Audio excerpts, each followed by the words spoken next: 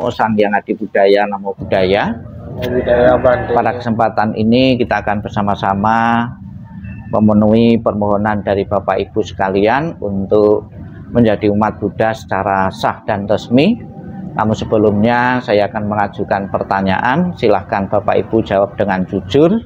Apakah Bapak Ibu ingin menjadi umat Buddha atas kesadaran sendiri, tidak ada tekanan dan paksaan dari manapun? Silahkan jawab.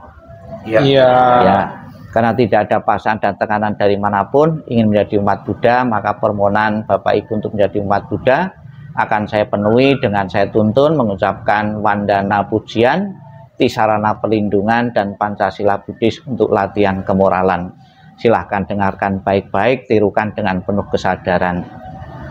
Memuji, mengagungkan, meluhurkan Tuhan Yang Maha Esa, para Buddha, Bodhisattva, dan Mahasatwa dengan wandana saya sekali, Bapak Ibu sekali. Terpujilah Sang Hyang Adi Buddha, Tuhan Yang Maha Esa. Terpujilah Sang Yang Maha Esa. Terpujilah Sang Bhagawa yang Maha Suci yang telah mencapai penerangan sempurna. Terpujilah yang Sang Maha Suci yang mencapai penerangan sempurna. Terpujilah para makhluk suci nan luhur budinya. Terpujilah suci. Aku berlindung kepada Buddha. Aku berlindung kepada Buddha. Aku berlindung kepada Dhamma. Aku berlindung kepada Dhamma. Aku berlindung kepada Sangha. Aku berlindung kepada Sangha. Untuk kedua kalinya aku berlindung kepada Buddha. Untuk kedua kalinya aku berlindung kepada Buddha. Untuk kedua kalinya aku berlindung kepada Dharma. Untuk kedua kalinya aku berlindung kepada Dhamma. Untuk kedua kalinya aku berlindung kepada Sangha. Untuk kedua kalinya aku berlindung kepada Sangha. Untuk ketiga kalinya aku berlindung kepada Buddha. Untuk ketiga kalinya aku berlindung kepada Buddha. Untuk ketiga kalinya aku berlindung kepada Dhamma. Untuk ketiga kalinya aku berlindung kepada Dhamma. Untuk ketiga kalinya aku berlindung kepada Sangha. Untuk ketiga kalinya aku berlindung kepada Sangha. Kami berjanji untuk menghindari pembunuhan dan penganiayaan makhluk hidup. Kami berjanji untuk menghindari terhadap makhluk hidup. Kami berjanji untuk menghindari pencurian, mengakui sesuatu yang bukan hak kami. Kami berjanji untuk menghindari pencurian yang bukan hak kami. Kami berjanji untuk menghindari hal-hal cabul, hubungan kelamin yang tidak sah. Kami berjanji menghindari hubungan cabul yang tidak sah. Kami berjanji untuk menghindari dusta. Kami berjanji untuk menghindari dusta, Fitnah, ucapan kotor, dan omong kosong. Kami berjanji untuk menghindari makanan dan minuman yang menyebabkan lemahnya kesadaran dan menimbulkan ketagihan. Kami berjanji menghindari makanan dan minuman yang menyebabkan kesadaran. Itulah latihan kemoralan.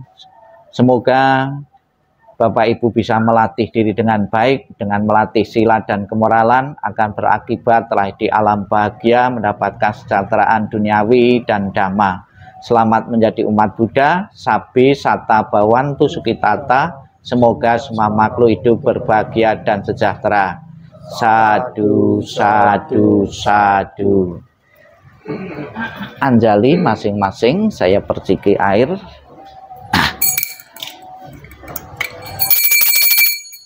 Semoga segala kemalangan, karma buruk, tanda jelek, berbagai penyakit, pengaruh jahat, kesalahan, dan ancaman bahaya, ketakutan, kecemasan, impian buruk yang tidak Anda harapkan akan lenyap dengan kekuatan berkah pelindungan Buddha, Dharma, dan Sangha.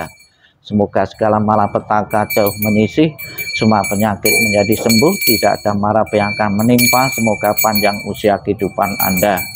Semoga segala kemalangan, karma buruk, tanda jelek, berbagai penyakit, pengaruh jahat, kesalahan, dan ancaman bahaya, ketakutan, kecemasan, impian buruk yang tidak Anda harapkan akan lenyap dengan kekuatan berkah pelindungan Buddha, Dharma, dan Sangha.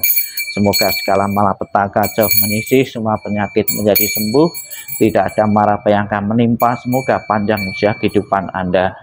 Semoga segala malapetaka jauh menyisih, semua penyakit menjadi sembuh, tidak ada mara yang akan menimpa. Semoga panjang usia kehidupan Anda.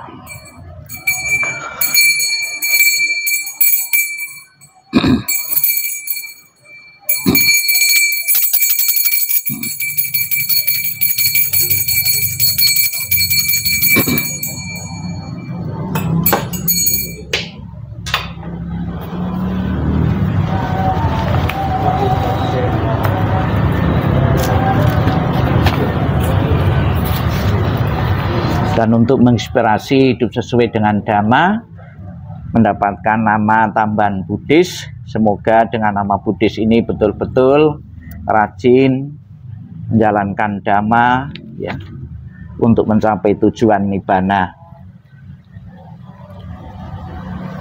Syekh Melisa Vesi Sunarta ya, Sinata ya, dapat nama Buddhis Ratana Dewi, artinya Ratu Permata. Suji Kahar ya, dapat nama Buddhis Sukameta, kesenangan dari cinta kasih ya.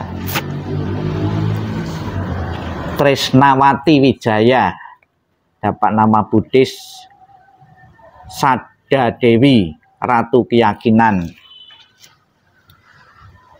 Sherly Cindrasari, nama Buddhis Paramita Dewi, Ratu Kebaikan. David ya, dapat nama Buddhis Balawiryo, semangat yang baik. Stephen Santoso, dapat nama Buddhis Dhanananda, kebahagiaan dermawan. Lim Seh Ben ya, dapat nama Buddhis Jaya Radira, maju kemenangan jaya. Nardiah, dapat nama Buddhis Metasuta, bunga cinta kasih. Handi Visi Limantara, Sasana Dipa, tempat ajaran. Oliwi Sinarta, dapat nama Olwin Sinarta, dapat nama Buddhis Budiratna, penerangan bodi.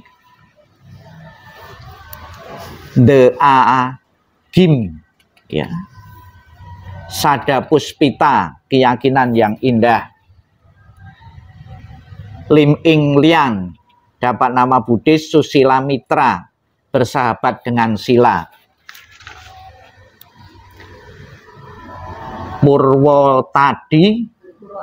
Purwohadi Kahar, dapat nama Buddhis Balawiryo, semangat.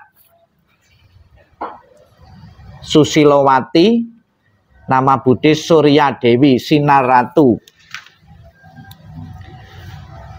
Liliking ya, Rukawati, wanita yang kokoh.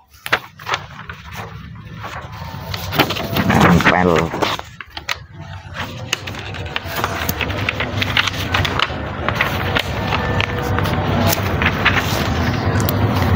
Jiong Melinda Susila Dewi yang bermoral baik.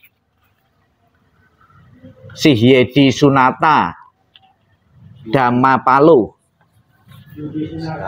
Yudi Sinata ya, Dhamma Palo. Vera Anjani Suntandrio, Puspita, bunga teratai. Susiana Santiwati, pemilik ketenangan. Susiani Padmawati, wanita yang indah. Linda Yunita Sukayati, pemilik kebahagiaan. Itulah nama-nama Buddhis yang sudah Bapak Ibu pilih maupun yang saya setujui atas pilihan sendiri, dengan satu harapan Bapak Ibu akan selalu terinspirasi nama-nama tersebut ya, sebab nama itu juga sangat penting sekali. Ada satu cerita di masa kehidupan Sang Buddha, itu pekerjaannya itu menangkap ikan, ya, pekerjaannya menangkap ikan. Kemudian Sang Buddha tanya, siapa namamu? Arya. Oh, tidak cocok kamu Arya, karena Arya itu mencerminkan orang suci, ya. Jadi nama itu juga mengandung sebuah harapan-harapan agar Bapak Ibu sekalian itu hidup sesuai dengan Dhamma. Contohnya dikasih nama Ananda. Ananda itu kan orang dekat dengan Sang Buddha, murid Sang Buddha yang paling taat, setia, dan dia juga sebagai bendahara Dhamma. Ya, hendaknya Anda pun yang mempunyai nama-nama tersebut, ada arti-arti tersebut juga bercita-cita, berkeinginan, ya, untuk mewujudkan, ya, harapan-harapan Bapak Ibu sesuai dengan nama-nama yang sudah Anda pilih. Ya, selamat menjadi umat Buddha. Semoga dengan menjadi umat Buddha yang hadir puja bakti rutin di wihara ini sesuai jadwal dengan sebanyak ini, bahkan lebih banyak lagi. Jadi umat Buddha yang sempurna adalah umat Buddha yang bisa menguasai Dhamma dan juga bisa membabarkan Dhamma. Membabarkan Dhamma bukan berarti kita penceramah, ulung itu enggak. Di tengah-tengah keluarga, Dhamma juga harus tetap dibabarkan, ya. Melalui perilaku kehidupan kita sehari-hari ini, tidak membenci, tidak menyakiti siapapun, seperti sila yang sudah saya pilih tadi, yang sudah saya tuntun tadi dengan sebaik-baiknya. Marilah kita bersama-sama setelah Bapak Ibu diwisudi, kita dalam sikap merenung, ya, kita akan bersama-sama mendengarkan ajaran Sang Buddha tentang manfaat mengapa kita mengambil pelindungan kepada Buddha, Dharma, dan Sangha. Sikap hening, sikap merenung, sikap meditasi dimulai.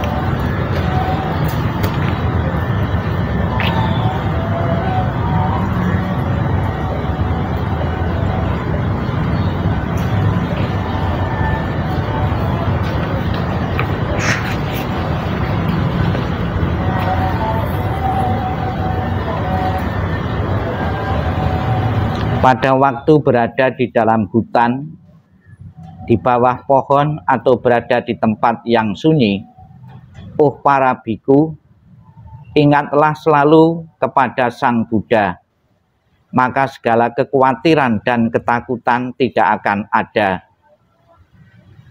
Apabila Anda tak teringat kepada Sang Buddha, Guru Jagat, pemimpin manusia itu, ingatlah kepada Sang Dhamma, yang menuntun kita ke pembebasan berdasarkan ajaran yang jelas. Apabila Anda tak teringat kepada Sang Dhamma, yang menuntun kita ke kebebasan dengan ajaran yang jelas, maka ingatlah kepada Sang Sangha, medan kebajikan mulia yang tiada taranya. Demikianlah apabila Anda selalu ingat kepada Sang Buddha, Sang Dhamma, dan Sang Sangha, oh para biku, segala kekhawatiran maupun ketakutan, bayang-bayang yang membuat bulu badan tegak berdiri, semua tak akan ada. Sabbi sata bawantu sukitata, semoga semua makhluk hidup berbahagia dan sejahtera. Sikap hening, sikap merenung, sikap meditasi selesai. Sadu, sadu, sadu. Terimalah salam di dalam Dharma. Namo Sang Hyang Adi Budaya, Namo Buddhaya. Namo Buddhaya. Pertama-tama saya ucapkan terima kasih kepada segenap pengurus yang telah mengundang kami di sini. Memang Sebetulnya beberapa kali saya lewat di depan itu ya, wirawiri kalau tidak saat pelayanan lotus ya, wihara lotus ya sini ya, wihara lotus ya.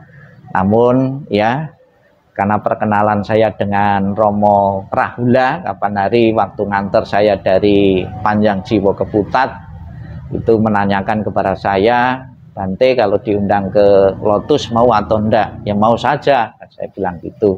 Dan pada malam hari ini sudah terlaksana.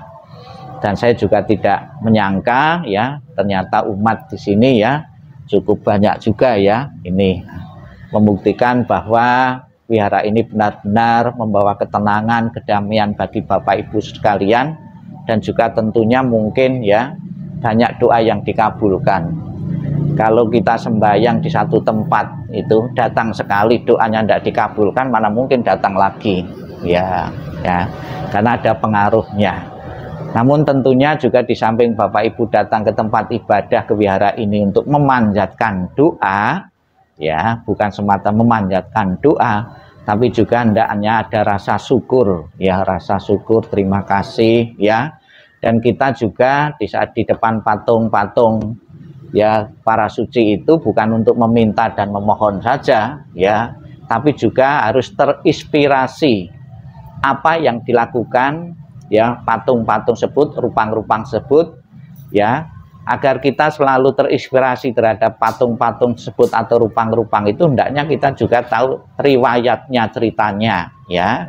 Banyak buku-buku tentang Kuan Im, buku-buku tentang Buddha maupun bodhisattva-bodhisattva yang lain ya, yang sangat layak sekali untuk jadikan pelajaran agar kita pun juga terlalu terinspirasi untuk mencapai kesucian seperti para suci tersebut ya. Dan juga Bapak Ibu sekalian, dengan rutin kita sembahyang tentunya hati kita jauh lebih tenang ya. Dan saya yakin Bapak Ibu sebagai umat Buddha sudah diwisudi, akan merasa bangga saya sebagai umat Buddha. Dibuktikan nanti akan keluar kartu wisudi ya. Bagi mereka yang KTP-nya itu masih agama lain, kartu wisudi nanti itu bisa untuk mengubah karena sudah mempunyai dasar ya. Namun ada juga sekalipun sudah punya kartu wisudi, dari pihak pemerintah itu juga menginginkan kartu pengantar ya, keterangan dari ini. Jadi nanti juga bisa dilengkapi juga, tergantung pemerintah di mana juga ya itu. Kemudian juga bisa juga saya pernah dengar di salah satu tempat itu dengan kartu wisudi, Bapak Ibu mau nginep di wihara mana-mana ya, yang Bapak Ibu tuju di Bali atau dimanapun, itu lebih mudah karena tidak diragukan oleh pengurus wihara-wihara punya kartu wisudi ya. Coba kalau mau nginep di salah satu wihara KTP-nya beragama lain, tentunya juga menimbulkan keraguan bagi mereka. Jadi banyak sekali manfaatnya. Manfaat untuk spiritual Bapak Ibu itu seolah-olah kartu wisudi itu sebuah tiket Bapak Ibu masuk surga ya. Kalau di tempat lain itu gitu ya.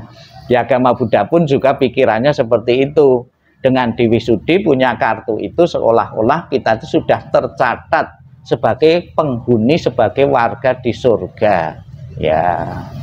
Salah satunya seperti itu ya. Nah, memang kartu wisudi ada baptis Buddha itu sebenarnya itu juga terinspirasi dari agama yang lain juga, karena memang kita hidup di negara yang majemuk, kita saling mempengaruhi ya. Apa yang dilakukan mereka pun kita pun juga saling mempengaruhi ya. Di tempat kita pun juga mempengaruhi mereka juga gitu ya. Jadi saling melengkapi, saling mempengaruhi ya itu. Di masa ini dengan adanya perkembangan internet, medsos, orang yang ingin menjadi umat Buddha ternyata banyak sekali ya. Saya setiap bulan itu bisa menerima dari kalangan agama lain itu setiap saat itu. Saya kalau wisudi tidak usah nunggu hari raya. Ada beberapa wihara-wihara itu mengadakan wisudinya wisudi massal atau nunggu hari raya. Kalau saya di mana dia mau niat ingin menjadi umat Buddha, langsung saya hubungi atau saya menghubungkan dengan wilayah-wilayah seluruh Indonesia. Tolong ini ada umat mau menjadi umat Buddha, tolong dilayani. Ada yang mereka melayaninya kalau dari agama lain biasanya suruh tanda tangan ya. tanda tangan kepindahan tersebut ingin secara resmi menjadi umat Buddha. Kalau saya tidak tanda tangan, sudah punya bukti pertanyaan tadi lewat video tadi, itu sebagai bukti Bapak Ibu tidak ada tekanan, tidak ada paksaan dari manapun. Bapak Ibu kan sudah saya tanya tadi, tidak ada tekanan, itu sebagai bukti. Itu nanti juga masuk TikTok juga, pasti akan diketahui orang banyak juga, untuk memotivasi. Banyak sekali ternyata kalangan dari agama lain tertarik ingin menjadi umat Buddha. Ya, pengalaman saya sejak saya ngunduh TikTok, YouTube itu sudah banyak dari agama-agama lain, itu setiap bulan itu pasti ada yang ingin menjadi umat Buddha. Ya, itu ya. Mudah-mudahan dengan Divisudi ini Bapak Ibu merasa lega dan puas sebagai umat Buddha, mempunyai bukti ya, hitam di atas putih ya, kartu nanti ya. Tolong nanti dicek lagi kartu tadi biar bisa dikerjakan oleh panitia yang membuat, sebab kadang-kadang juga karena banyaknya yang wisudi kartunya itu tertukar-tukar, fotonya itu tertukar-tukar. Maka lebih baik foto tadi di bawahnya, di baliknya dikasih nama. Jadi nempelnya itu bisa pas dengan namanya. Kalau terlalu banyak biasanya susah juga. Ada yang keliru-keliru, ada daripada keliru-keliru nanti dicek lagi ya. Itulah Bapak Ibu yang perlu saya sampaikan. Mungkin ada pertanyaan ya dari Bapak Ibu sekalian berkaitan dengan wisudi ini. Silahkan saya beri kesempatan ya. Ada pertanyaan enggak? Bayar atau enggak? Gratis ya, wisudi gratis, sebab ada di TikTok itu juga tanya, jadi umat Buddha di wisudi itu bayar atau enggak, itu ya enggak bayar ya. Bahkan kalau di luar kota, kalau memang saya sedang lewat itu tak hampiri juga untuk di wisudi, di mana wihara terdekat ya tak suruh datang sih, tak wisudi di situ ya itu.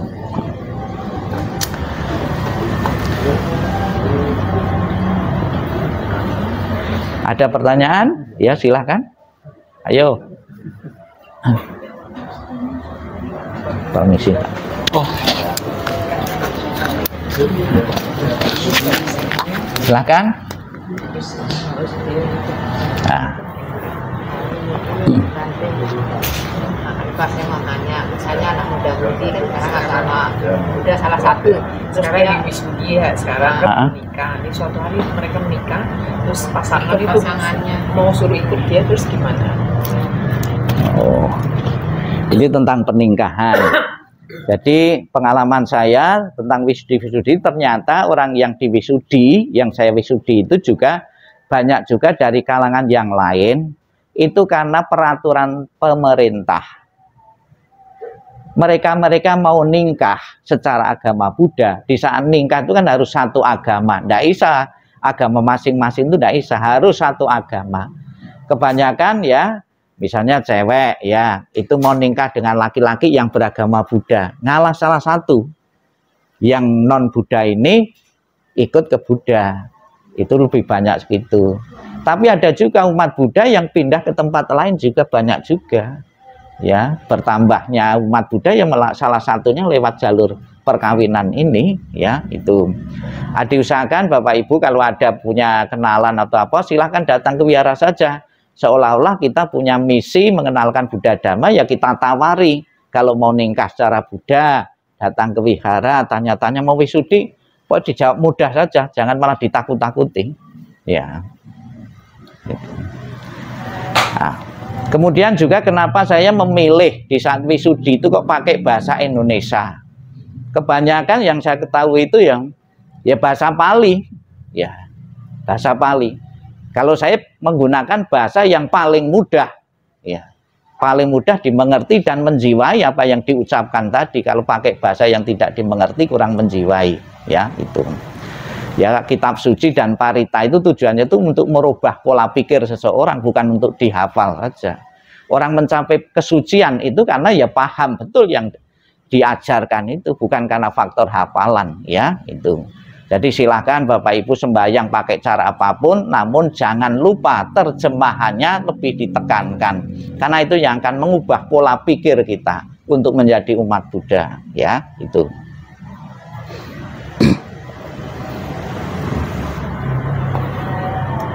Mungkin bisa juga suatu saat nanti di sini ada beberapa orang mau wisudi, boleh. Selama saya waktunya ada, saya layani. Saya mau juga, saya juga melayani di Kelenteng Dharma Kasih.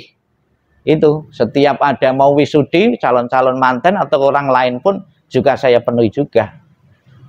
Yang terakhir itu saya memenuhi seorang paranormal itu. Jadi orang yang sudah belajar dari beberapa agama, yang terakhir mau beragama Buddha. Saya datangi juga untuk mau diwisudi juga. Sudah ada 2 orang itu, orang-orang yang mempunyai kemampuan, kelebihan itu ingin menjadi umat Buddha. Ya.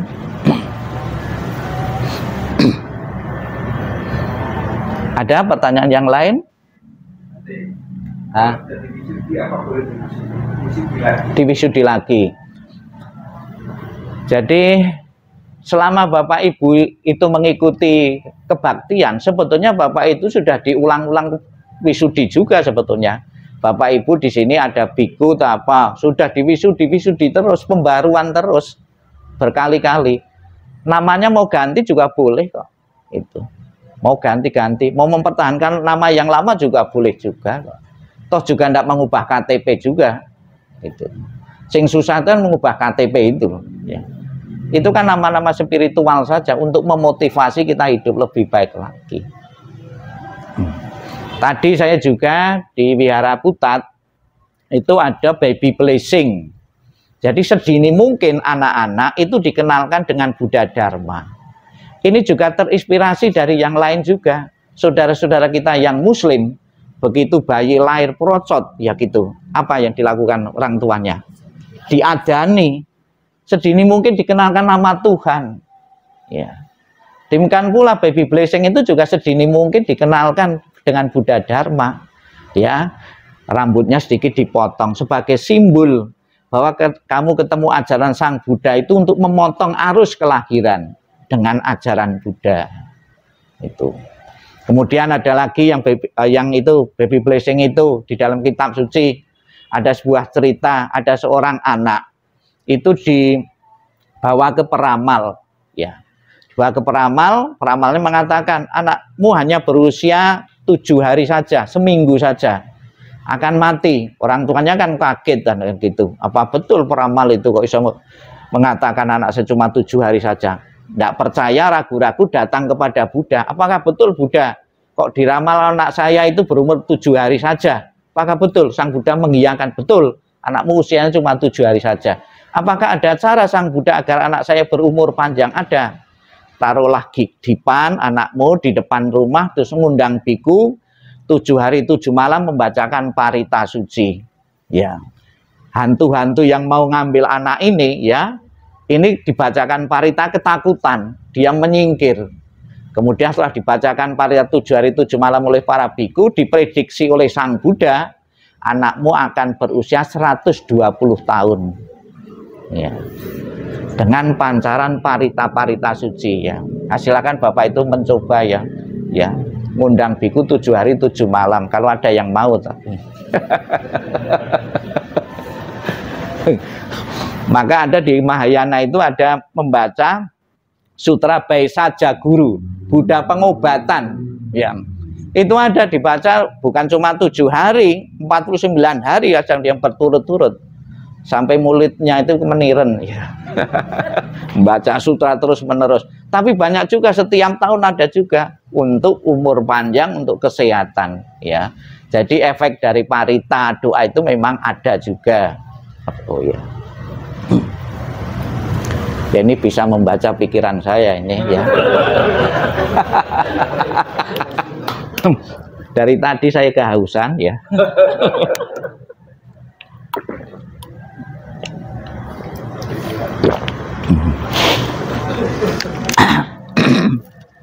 Ini tripodnya ini kuat sekali ya Ibu ini, ya. Padahal kemeng sekali, saya juga pernah jalan ini kemeng sekali. Maka saya membawa itu, bawa tripod. Ayo silahkan, santai saja, tidak ada batasan waktu toh sini, ya. Tidak ada, ya. Ayo mumpung ketemu. Di sini memang seragamnya putih-putih terus, ya. Enggak. Oh. Jadi murid Sang Buddha itu dibagi dua dari pakaiannya. Mereka yang berpakaian kuning, biku atau bikuni, mereka yang berpakaian putih, upasaka, upasika yang berputih itu. Ya kuning itu artinya ya, kenapa biku kok jubahnya kuning? Itu simbolisasi saja. Jadi pelepasan ya daun itu kalau sudah mau melepas dari pohonnya kan menguning. Artinya kita melepaskan dari keduniawian, idealnya seperti itu ya. Itu. Kalau putih itu kesucian ya. Ya. Ayo silahkan Bapak Ibu yang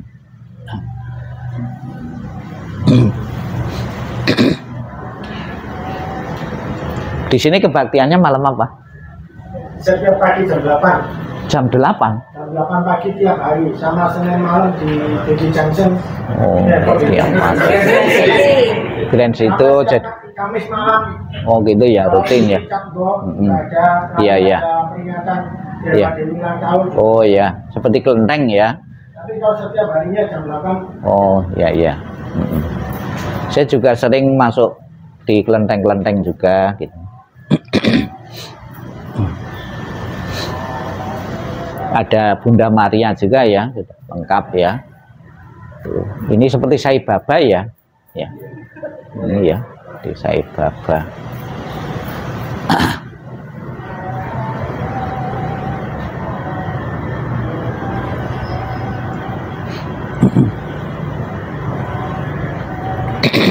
Ayo Bapak Ibu, mau tanya apa? Saya kasih kebebasan.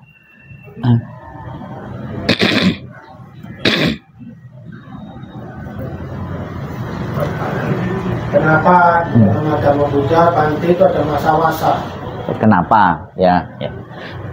Ya terima kasih. Ini pas bulan masa wasa ya. Letaknya juga tepat juga. Ini selesai masa wasa. Pada mulanya tahun pertama itu para biku itu semangat sekali membabarkan dharma selama 12 bulan ya. Para biku berkelana ya, tidak ingat musim karena saking semangatnya, karena pada waktu itu di India ya agama baru ya, biasa toh kalau sesuatu yang baru itu semangatnya itu lebih kuat daripada yang sudah lama. Saking semangatnya biku berkelana di musim hujan, di musim kemarau, akibatnya itu ada beberapa biku yang tidak terkendali lah semangatnya, terlalu menggebu-gebu, harus melewati sawah dan ladang-ladang ya. Mungkin biku tersebut jumlahnya cukup banyak, sehingga karena jumlahnya cukup banyak melewati sawah dan ladang, ada beberapa tanaman-tanaman yang ditanam oleh masyarakat pada waktu itu. Ada biji jagung, biji kacang, dan juga ada beberapa hewan-hewan kecil itu tidak luput dari pijakan para biku ya. Bikunya tidak secara sengaja ya, tidak secara sengaja, namun karena seringnya kan gitu juga dalam jumlah banyak kan sulit dihindari ya, untuk tidak menginjak bibit-bibit tanaman yang ditanam oleh penduduk. Akibatnya ada masukan dari masyarakat ya. Kenapa para pertapa-pertapa yang lain pada waktu itu selain biku itu sudah ada pertapa-pertapa yang lain di zaman Buddha itu. Ada pertapa-pertapa yang lain tidak disiplin saja, dia berhenti di saat musim hujan. Kenapa murid-murid Sang Buddha tetap berkelana sekalipun musim hujan? Nah, akibatnya ada penduduk yang keberatan karena tanamannya terinjak-injak, kemudian sampai terdengar di telinga Sang Buddha. Sang Buddha berpikir jangan sampai kedatangan biku itu, keberadaan biku itu merugikan masyarakat. Ya, jadi filosofinya ya Sang Buddha itu kalau bisa itu seperti lebah, ya, mengambil manfaat dari pihak lain tapi tidak menyakiti, tidak merusak.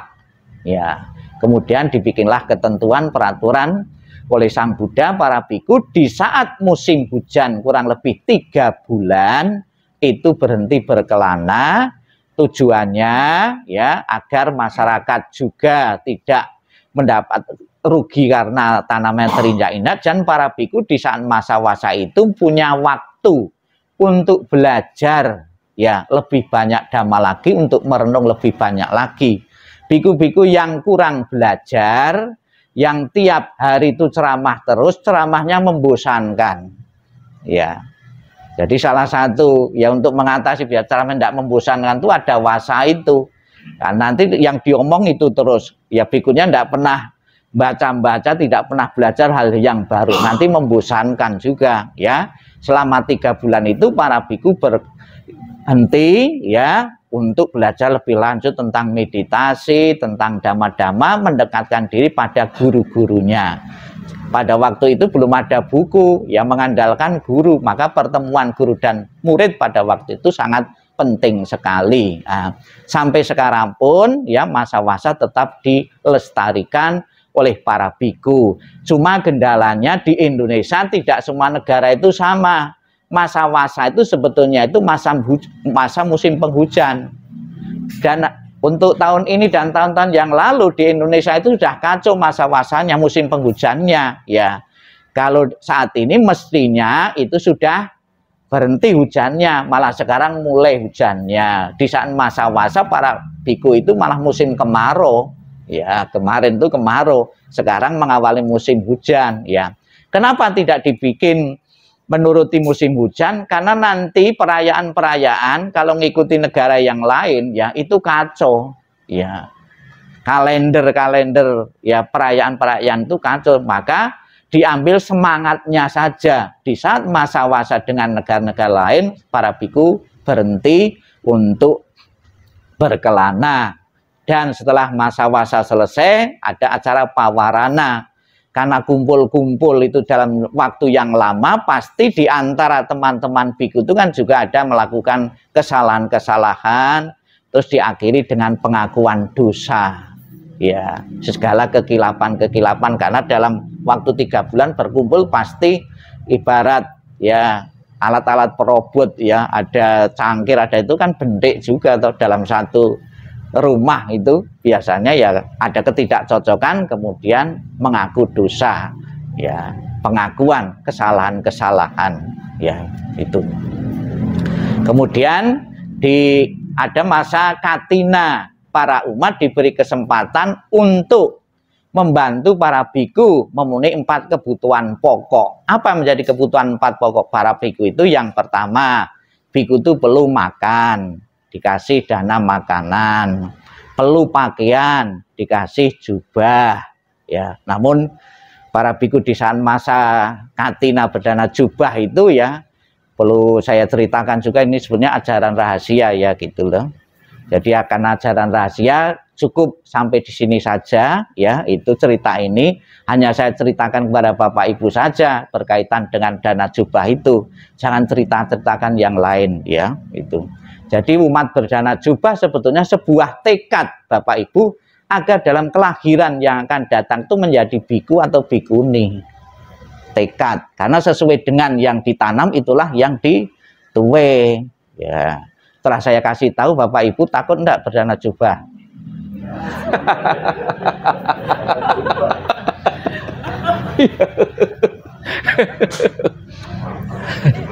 Enggak apa-apa ya. Biasanya para biku menjelaskannya bukan seperti itu, takut nanti tidak ada yang beli jubah lagi.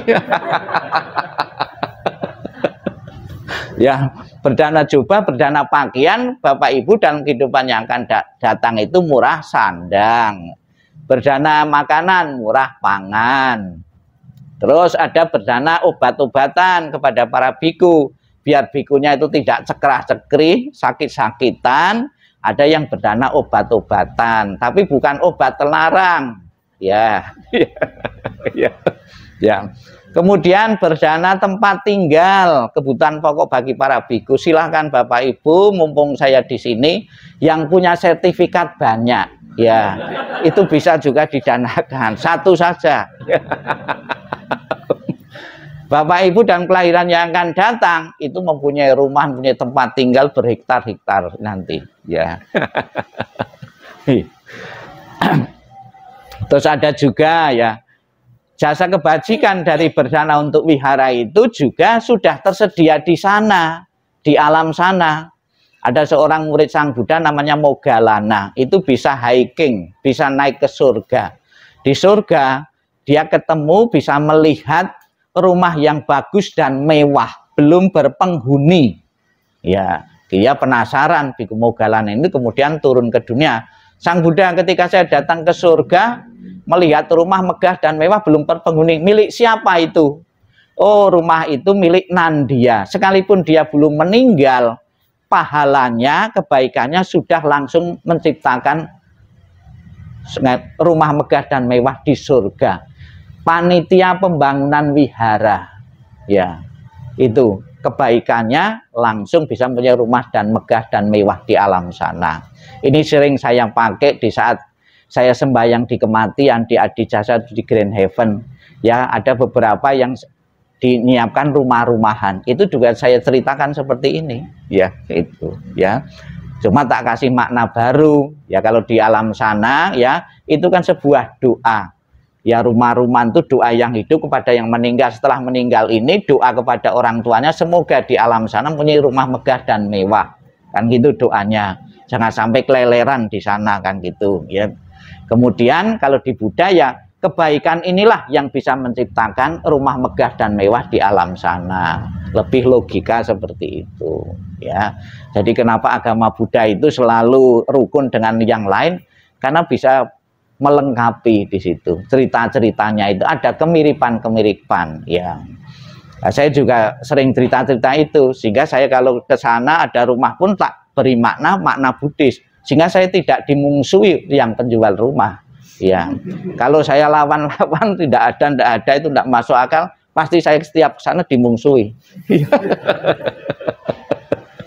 Ya. Kemudian juga bakar rumah di sana itu, ya, biar yang meninggal tidak melekat lagi, ya, terhadap rumahnya, terhadap materinya. Ada juga selama hidupnya itu berprestasi, mempunyai piala, ya, piala penghargaan, biar tidak melekat terhadap pialanya ikut dibakar juga. Untung enggak piala emas, ya. Ya. Kemudian saya maknai juga, kenapa kita anak-anak yang orang tua meninggal itu kok tetap menghormati rumah-rumahan itu, sebagai pesan bahwa peninggalan orang tua tetap kita hormati, tidak jadikan bahan rebutan yang hidup. Kan banyak, ya, peninggalan orang tua, begitu orang tua meninggal jadi rebutan, artinya tidak menghormati jasanya dari orang tua itu. Jadi tradisi pun bisa kita beri makna-makna moral, ya, yang sekiranya bisa hidup berdampingan antara satu dengan yang lain, ya. Seperti di sini itu juga harus saling menghormati, ya. Satu tempat ada beberapa rupang patung yang berbeda tokoh-tokohnya, itu tidak gampang, ya. Pasti kalau orang tidak menghormati, patung-patung yang tidak sesuai selera dia disembunyikan, ya, dialihkan, ya. Saya pernah juga menemui juga kok, ya, gitu, bukan patung tapi buku. Ada buku Parita, buku Yamking, ya, gitu. Ada biar yang lain itu tidak bisa sembahyang, disingkirkan kok, dikunci, itu kuncinya disembunyikan, tidak ada, gitu. Ada seperti itu, kan tidak punya toleransi, ya. Kalau seperti ini kan tidak, karena sudah terbiasa dengan perbedaan, ya. Tepuk tangan untuk kita semua ini, ya. Tidak gampang, ya, toleransi itu, ya. Saya juga terbiasa toleransi itu di dalam rumah tangga juga. Saya sendiri dalam rumah itu ada 3 agama yang berbeda. Saya Buddha, adik saya Islam, ada yang Katolik juga, ya. Nah, di saat kumpul ya juga enggak, kan? Ya, ya, cuma memang kurang bebas juga. Di saat yang Katolik sama yang Buddha mau makan daging babi ya enggak bisa juga. Yang menghormati yang Muslim. Jadi waktu pulang, saya baru pulang saja dari rumah itu, di rumah itu gitu, ada jam 6 pagi ada yang ngikuti misa lewat online gitu loh, ya, ada yang meditasi, ada yang sholat gitu, bisa, ya. Kalau di sini juga ada yang sembahyang pakai itu Katolik juga, ya, itu, ya, Salam Maria, terus Bapa Kami, terus Amitofo, terus apa lagi, ya. Ada Islam juga yang ini, ya. Ya. Ya, Bapak Ibu bisa juga melihat seperti ini di Royal, Wihara Royal itu satu deret itu. Saya juga sering isi di sana pun ada toleransi juga. Jadi jadwal kebaktian jam-jam itu beda-beda ya. Tempat wihara tidak boleh lebih dari jam 11 karena sebelahnya nanti jam 11 sudah ada suara lain lagi. Di sebelahnya juga ada beda lagi ya. Jadi hidup rukun dalam perbedaan itu ternyata bisa ya. Ya. Apalagi silahkan, ada cukup sekian, sudah malam ya. Jadi kalau duduk seperti ini 1 jam sudah capek, tapi kalau nonton TV atau pegang HP 2 jam 3 jam itu tidak terasa ya. Ya. Ya. Sudah ya. Oh ya. Terima kasih Bu ya. Saya terima ya.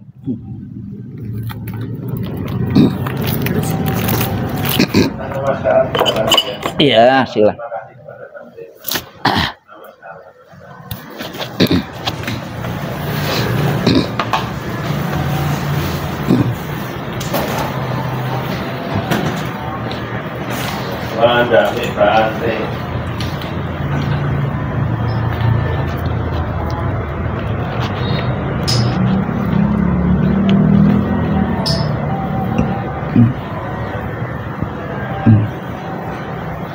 Udah jam berapa? Oh, ada mic tuh sebelumnya itu.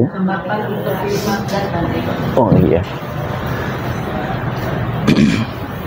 Sudah acaranya sudah selesai? Ya.